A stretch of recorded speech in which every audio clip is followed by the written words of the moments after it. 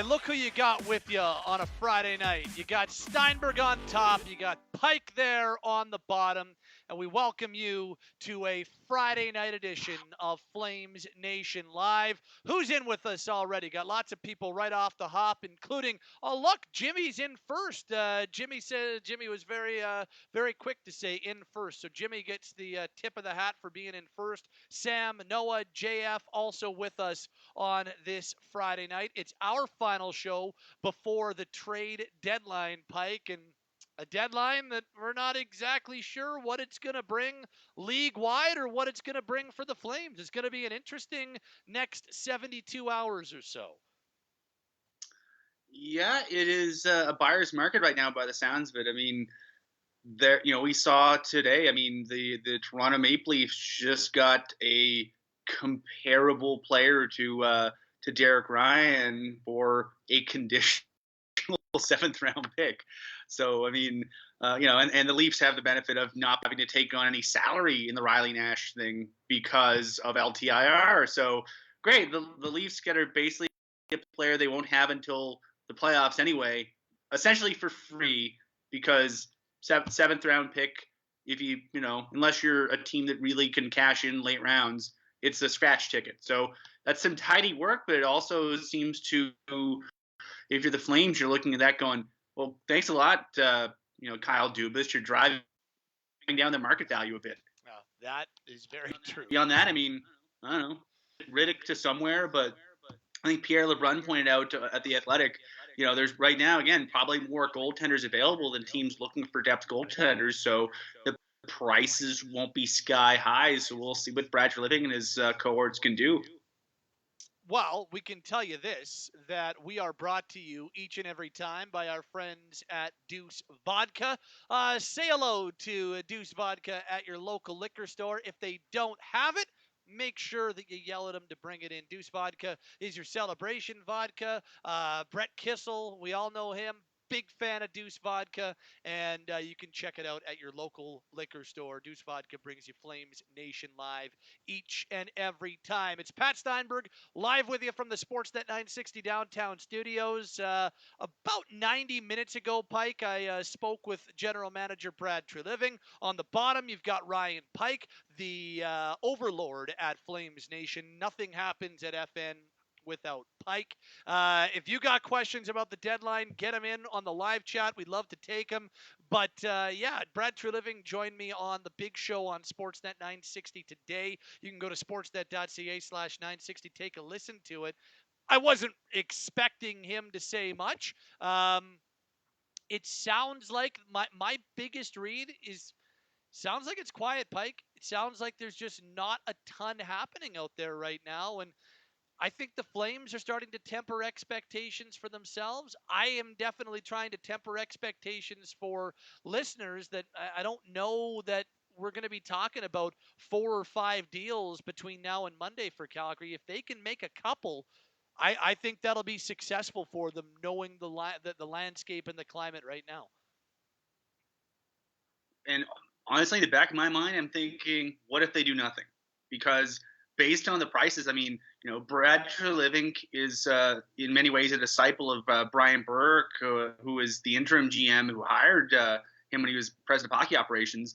And Brian Burke, very infamously, and I believe it was the 2013 trade deadline, Mike Camilleri, they walked Mike Camilleri to free agency because 2014 trade deadline. 2014. Yeah. They didn't get any deals that they particularly liked for Mike Camilleri. So rather than sort of just get something for him, they didn't want to develop the reputation as, you can talk to them, they'll give you anything. So they, rather than undercut their own future leverage, they got nothing. Disappointing because picks can turn into whatever.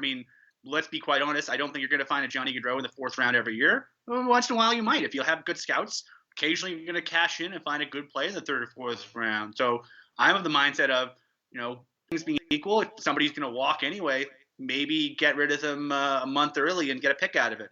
That said, I don't run a hockey club, and I'm not responsible to ownership or season ticket holders, so I can understand the rationale of wanting to put together a competitive hockey club because, We heard it from Mark Giordano this morning after practice. The Flames still feel to a certain extent that they're in it. They have 16 games left. They played 40. They have 16 games left, and 16 theoretical games. Whether or not they play them all or not they is have up in the 16 air. games that are still part of the 56 game allocation, and 5 of them are against Montreal. They're 8 points back to Montreal. Montreal has 3 games in hand. The math is still not on their side. If Montreal goes 500, and let's just say hypothetically the Flames run the table against Montreal. If Montreal, Montreal's got 22 games left, something ridiculous like that. So if Montreal wins like 11 games from here on out, the Flames are basically cooked, regardless of what the Flames do. The Flames can, go on a run, but if they do not control their own destiny. So, but I don't think they're throwing in the towel yet, and I think that's sort of framed a lot of the comments we've been hearing the last few days, because until they mathematically cannot make it, I think they're operating the assumption that they could make it or they might make it. Yeah, and you know what? Like, I think it's important to go about your business as if you still have a chance, at least when it comes to who's on the ice with you. But I think for management, that 1% chance or 4% chance or however you want to frame it, that can't be enough to deter you from making the moves you need to make at the deadline is my feel. Like, if you're deciding between, say, it's a Sam Bennett trade and you're like, well, we think we could go on this run, but we have this deal that gives us a second round pick for Bennett. Well, you got to make the trade. Whether it subtracts from your roster or not, you still have to be thinking bigger picture, I think, at the deadline, whether they're able to put together a run or not. I'm not anticipating that run, but if you can, great. That would be exciting for this city. But I still think you need to sell off or attempt to sell off at this year's trade deadline. That's kind of where I am. Is sure, try to make the run happen, but that shouldn't deter you or change the way you approach Monday's deadline. Yeah, I'm the same way. I mean, you're. I think at this point you got to be trying to maximize what you can. Like, is burning the boats to make the playoffs or coming close to making the playoffs this year going to make them any closer to being a Stanley Cup contender 1, 2, 3 years down the line? And if the answer is no, you gotta, you and I, were texting earlier today, and I sort of invoked the name of Treliving's predecessor, Jay Feaster. The thing I love about Feaster, outside of the fact that he helped revamp the draft scouting, is the idea of intellectual honesty, as in don't try to get too, don't, get too crazy. Know what you are, and be honest with yourself about where your club is at. And right now, the Flames are a team that has won one playoff round the last 7 years. They've made the playoffs 4 times in the last 7 years, something like that. So, and the one time they did make the playoffs and do something was when they got arguably the most favorable matchup any team could have gotten that year with a first round date against Vancouver. So if you look at it that way, maybe take the long term view of things and don't try to burn your bankroll on hoping against hope that when the dealer deals the last 2 cards you get 3 aces, because not. Let's check out the live chat. Start with Scott, who says, do you expect to see any call-ups to see what the Flames have up and coming? I hope so. That to me is, I wrote about that at the Nation today, Pike, and I think that is kind of the secondary benefit of this year's trade deadline. If you are able to, and we'll see if they're able to, but say they are able to trade away 2 players who have been regular roster players, like say they're able to move on from Derek Ryan and move on from Sam Bennett, just for sake of that conversation. Well, there's 2 spots that you can open up, and maybe you give Godin half of the remaining schedule and Ruzicka the other half, and say Phillips gets a run and Luke Philp gets a run, and those are things that I think you've got way more runway to do if you make some of those selling type moves at the deadline. Yeah, and let's be honest. How many times have the Flames gone out and sort of grab replacement level guys off of the bargain bin? This year's an example. The Flames haven't had a chance because they've been pushing for playoff spots. They haven't had a chance to really audition guys. So up until we saw Glenn Godden come up when Derek Ryan was hurt, we had no idea what the hell Glenn Godden was at the NHL level. And so, okay, this year probably isn't going to be the way they want it to be. And okay, they have Connor Zary and Jacob Pelche waiting the wings potentially to come in and take jobs next year. Great. It's very beneficial for them now and for them in October when they theoretically want to audition Pelche and Zari to figure out the everybody else of it all. Like, can Pelche do a role? Sure, but do you want to give yourself some options? Because what if Pelche isn't great right away? What if Zeri isn't great right away? What if they both need some AHL time? Why not try out Phillips or Ruzicka right now? Things like that. I think you have the opportunity to be flexible and be creative right now. And potentially that makes your life so much easier next year because you don't have to deal with unknown, you have to deal with fewer unknowns. So Yeah, I think they have to, and honestly, they got to get Connor Mackey back up. I mean, Connor Mackey has been excellent at the AHL level. excellent. He was good. He was good, but not great as a third pairing guy in the NHL. Like he didn't. The worst thing you can, he didn't set the world on fire in like the handful of games he got up here, but he did not look out of place as a guy who hadn't played hockey in a actual year. So great. He's at the worst he's replacement level. And he's shown in Stockton he's probably better than replacement level. He's probably better than the two guys they've outside of maybe Valimaki. He's better than the guys who've been playing on the. So why not give him a chance? And then lo and behold, in the fall, that's a problem you don't have to solve because you've already figured it out. Yeah. Well, and I also think it's a big time carrot and kind of boost for guys going into the offseason. Get, say it's six NHL games. Well, okay, you know what the pace is like, you know what to expect, you know how much more you need to ramp up your training going into the offseason. I think that's kind of an added benefit too. So here's Jimmy who says, I keep hearing Ryan to the Oilers. Could that really happen? What might that look like coming back a fifth round pick? I could see it happening. I could. Tree has dealt with the Oilers before. He has made one deal with Edmonton, Lucic for Neal, and I could see it.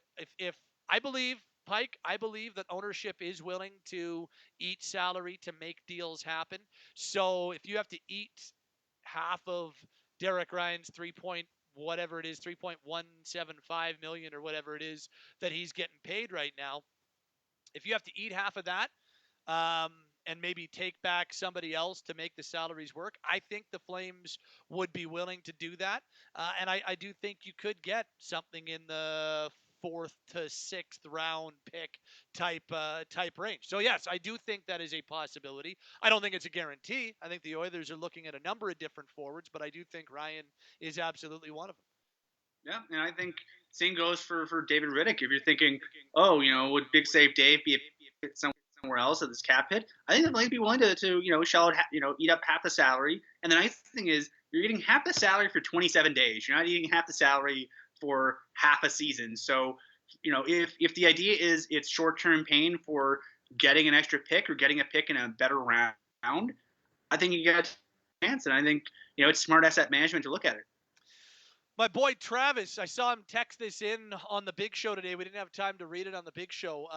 He sent the exact text in. I recognize Travis's number. He's a regular overtime caller as well, and a very, very hardcore but frustrated Flames fan, like many of you are. Travis writes, "Time for Gio to go.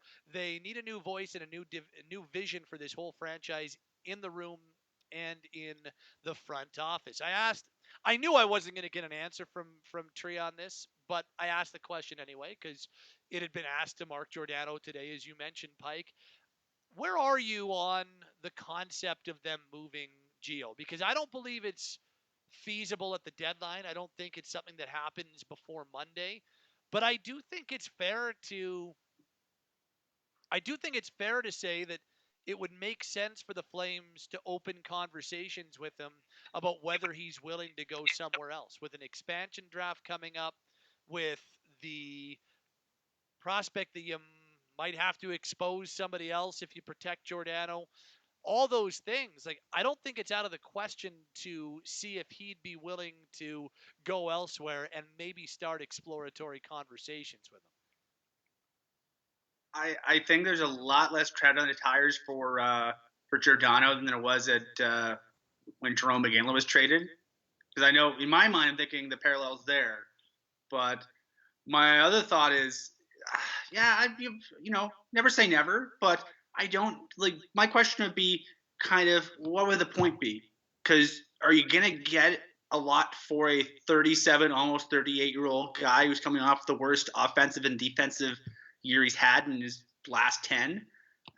You might get something, but I think it's basically you got to let him call his own shots, and I think probably ownership would be involved in that kind of thing. I'll also point out, granted, when our colleague Danny Austin asked the question of Mark Giordano, when you asked the question of Brad Living, neither guy is the type of person to really show their cards, and neither person is going to go, get me the hell out of here.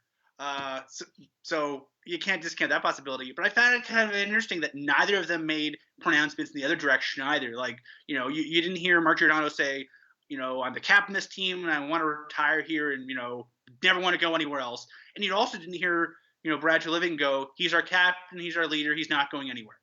And they both had the opportunity to make pronouncements in that direction too. So I don't know. I think there's a lot of frustration in general around the organization with how things have gone this season.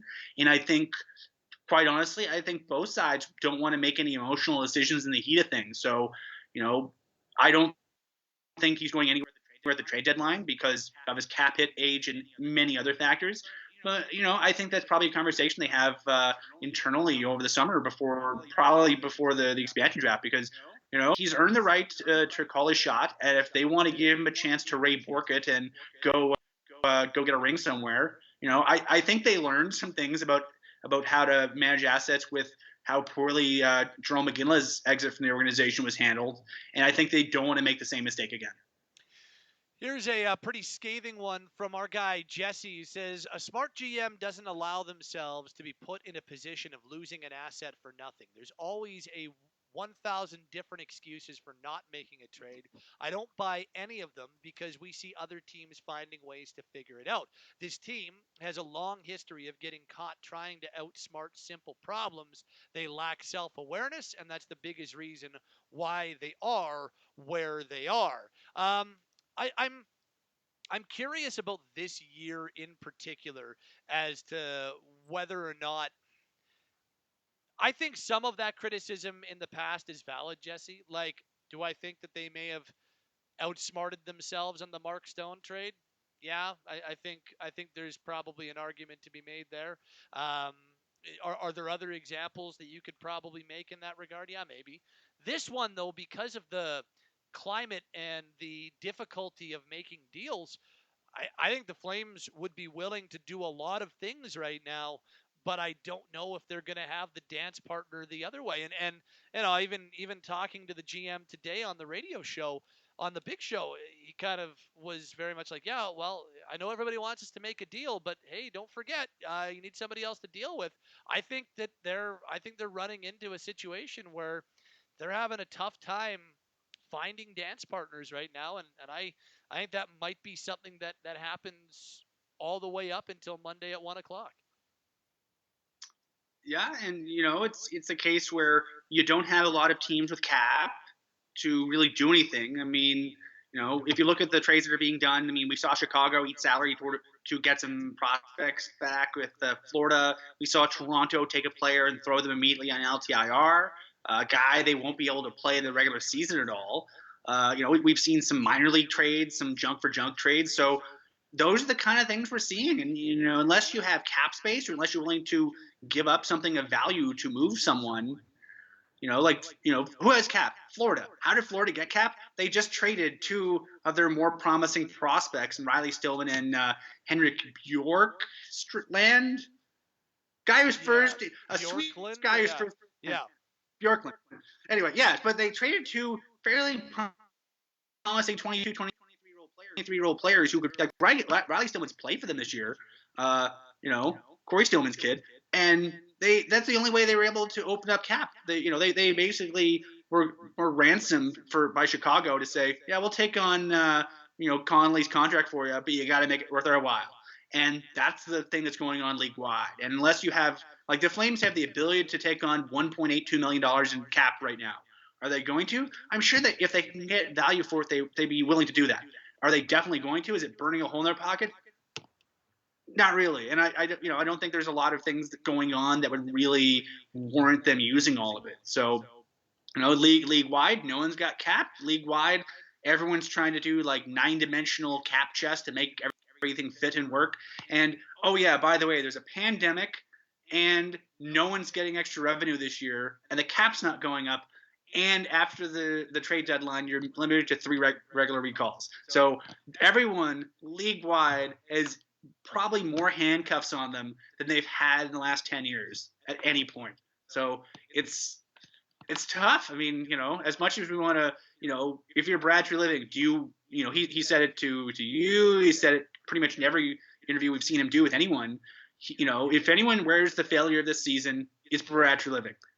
But that said, if there's any blame to go around for, but he didn't make too many trades at the trade deadline. I mean, no one's making too many trades this trade deadline. This is like the worst. Like I feel bad for our broadcast colleagues and folks like yourself, Pat, because it's going to be a long Monday without a whole lot of things to talk about.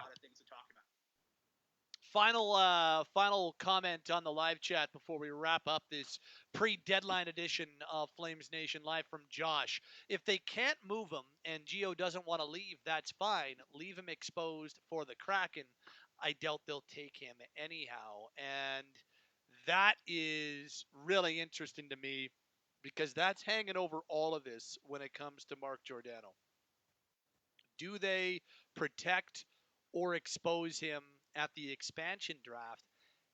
And if they decide to protect him and expose somebody else, are you managing assets properly if you don't then trade that guy at this year's deadline? Like, just for instance, if they are going to decide to protect Gio, Hannafin, and Anderson, don't you have to trade Tanev at this deadline?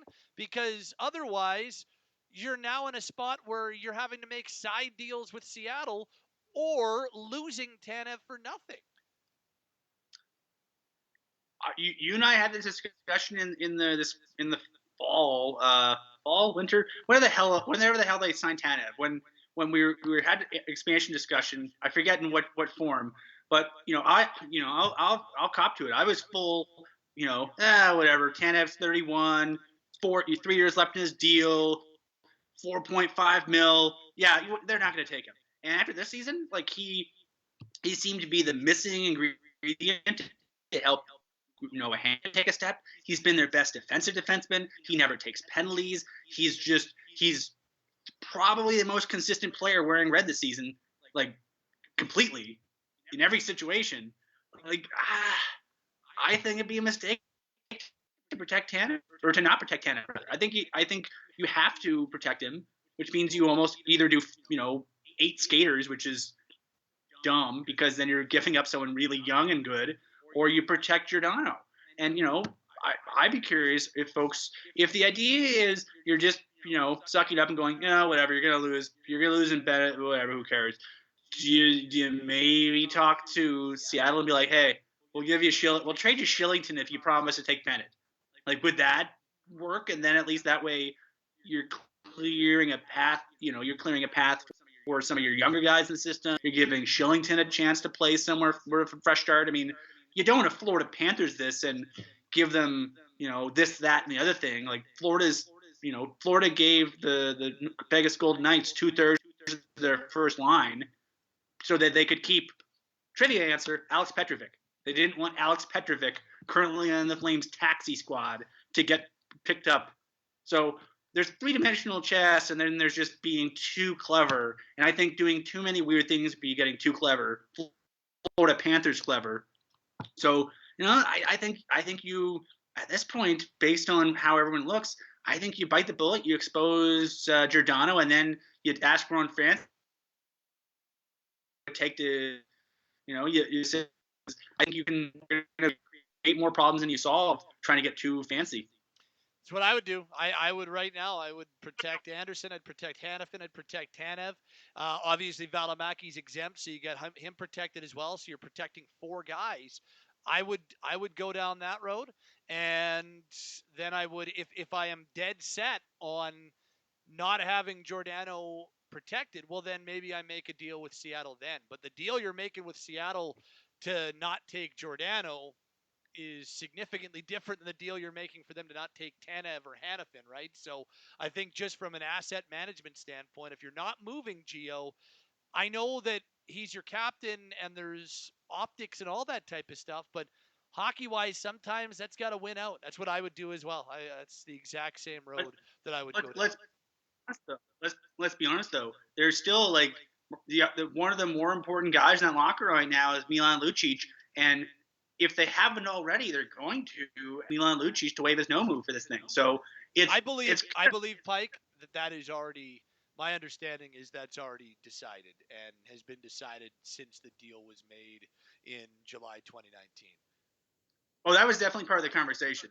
Like, if you, I think the phone call is basically something around the lines of, "Hey, Milan, we'll save you from Edmonton, but you got to do us a favor, bud." And you know, everyone, what he said, sure.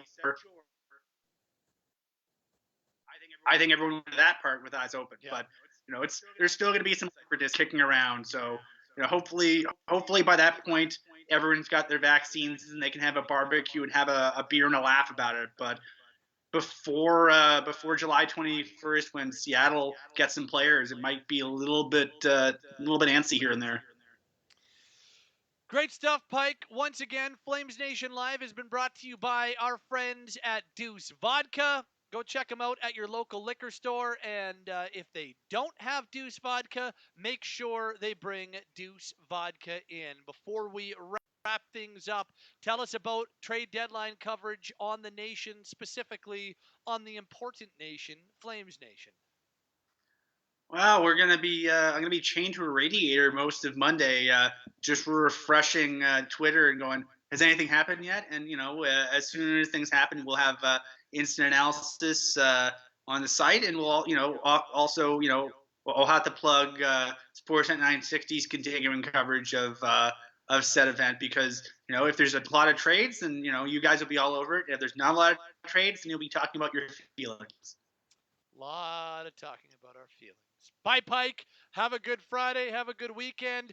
Thank you for stopping by with us on Flames Nation Live. We'll be back on Tuesday to wrap up the trade deadline and react. Be safe. Be kind to one another. We'll talk to you soon. It's been Ryan Pike and Pat Steinberg with you on Flames Nation Live. Thanks for stopping by. Have a great weekend.